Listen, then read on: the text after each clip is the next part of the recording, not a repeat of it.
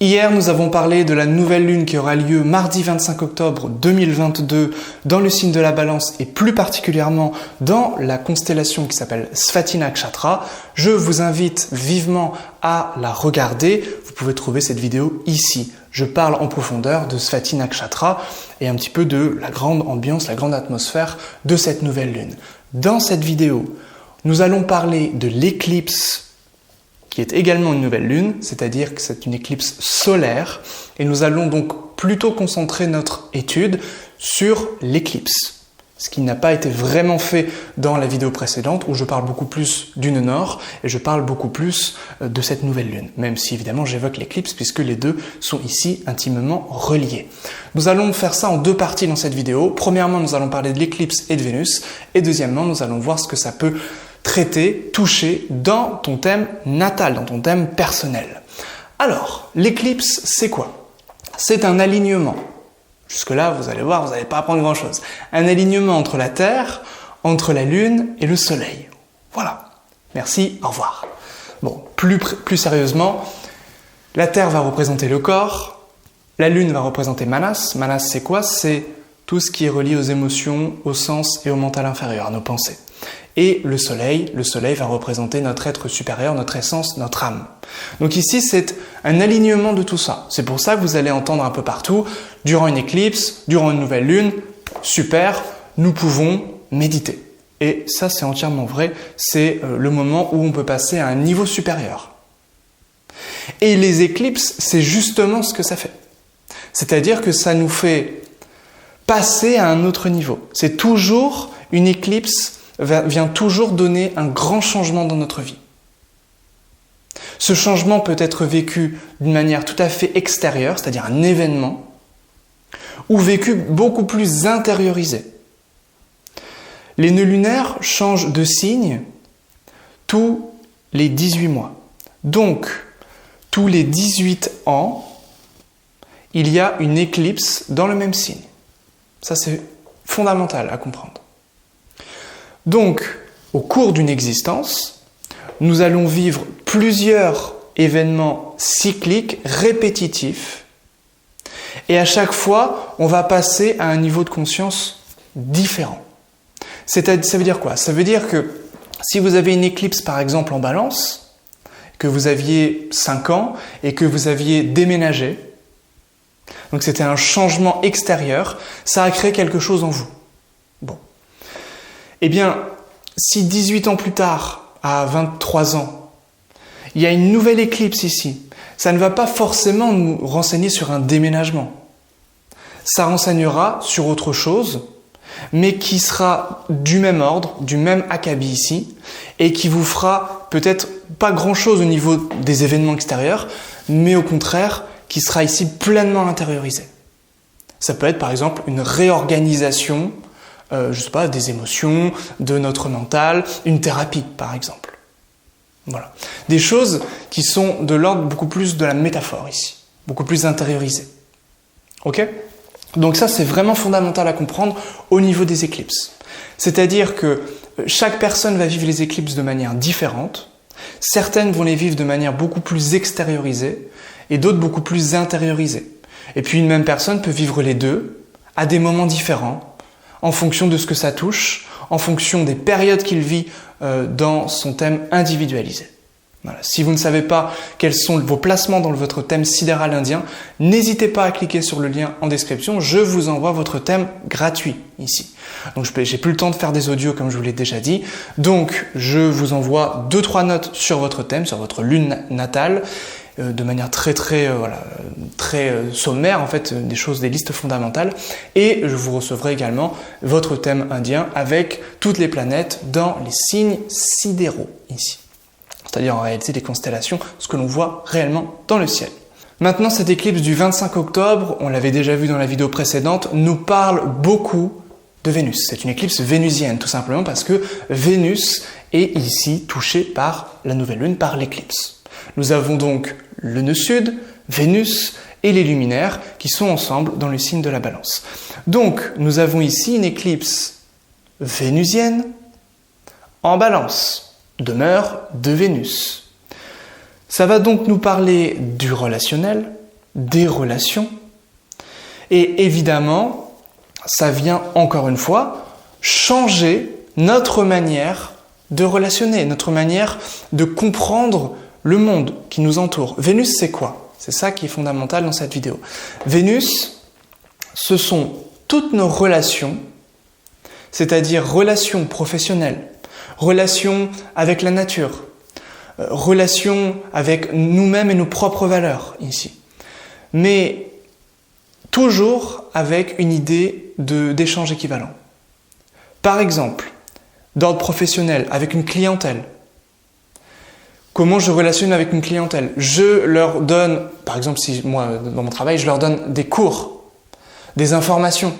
Je forme mes élèves ou mes clients pour devenir astrologues, par exemple. Ou je consulte.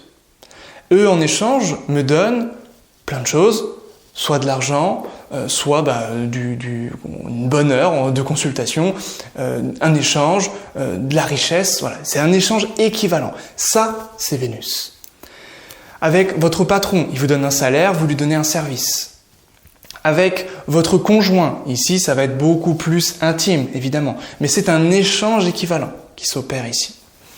À la différence d'autres planètes où ce serait beaucoup moins moral, beaucoup moins éthique, entre guillemets, beaucoup moins juste, quelque part. Vénus, c'est jamais égoïste. Vénus, évidemment, ça peut nous parler de l'image, ça peut nous parler de la superficialité, mais Vénus n'est jamais égoïste, ici.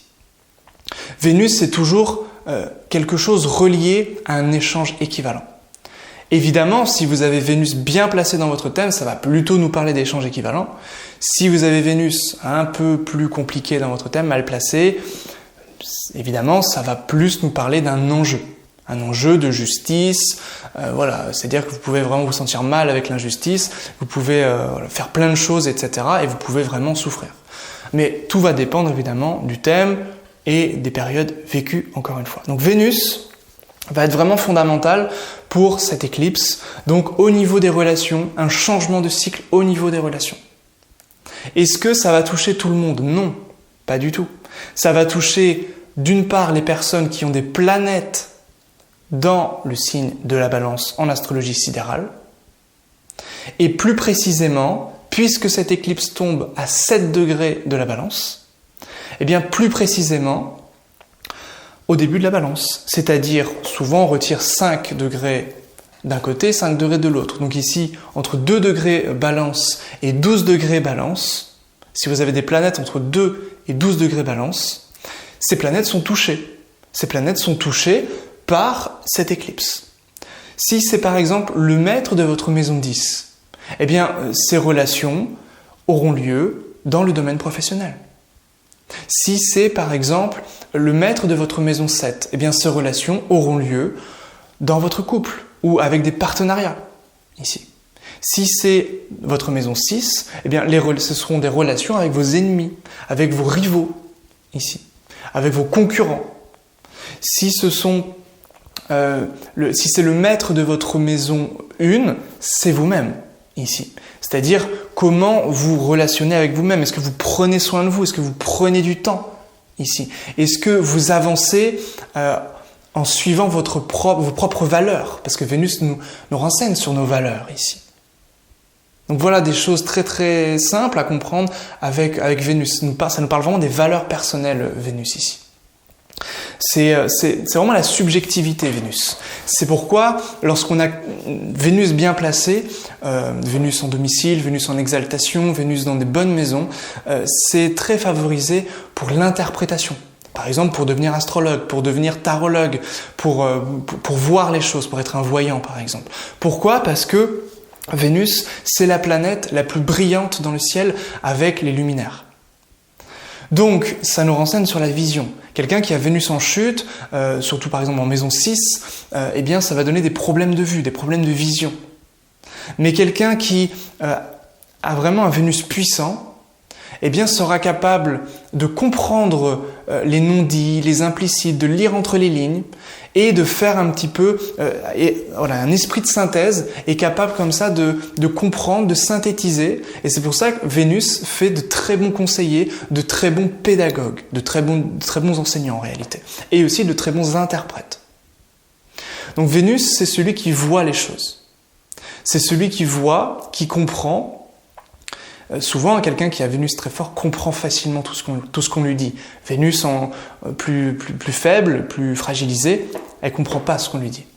Donc ici, ça c'est quelque chose d'important. Elle comprend pas tout, ou pas rapidement. Donc cette éclipse nous parlera aussi de compréhension et de vision ici.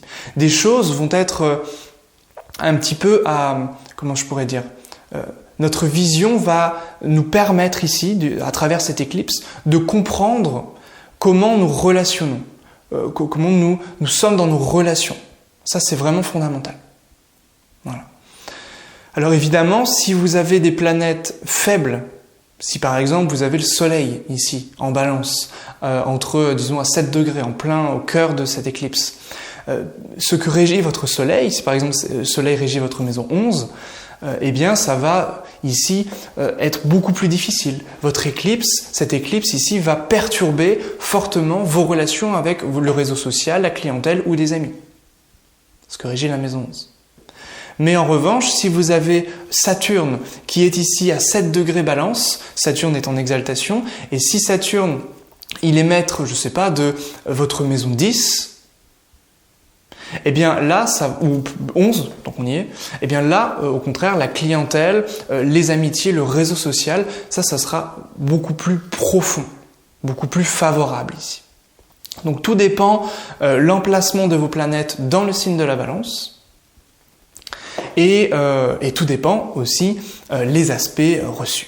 Alors cette éclipse, elle n'a pas d'aspect de Mars, ça c'est très très bon.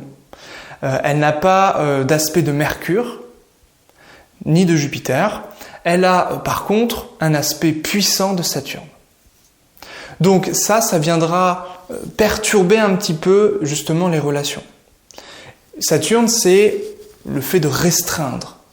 De restreindre quoi? Notre espace vital. La Balance, c'est, on l'a vu, la chute du Soleil. Le Soleil, c'est la place que l'on prend. Alors que Saturne, c'est la structure, c'est l'organisation, c'est le terrain limité. C'est les limites en fait. Et donc ici, évidemment, comme Saturne est en exaltation en Balance, il limite le terrain, et le Soleil, c'est l'infini. Forcément, le Soleil, il n'est pas bien ici. Donc, comme Saturne vient aspecter cette éclipse, et donc par conséquent le Soleil, eh bien évidemment, il y aura vraiment cette idée d'espace, d'organisation, qui va être très très important à saisir, à comprendre. Encore une fois, seulement si vous avez des planètes, un ascendant, des nœuds lunaires ou une cuspide entre 2 degrés Balance et 12 degrés Balance. Si vous avez votre maison 4, 5, 6 qui commence entre 2 Balance et 12 Balance, c'est touché. Le domaine concerné par cette maison sera touché par cette éclipse.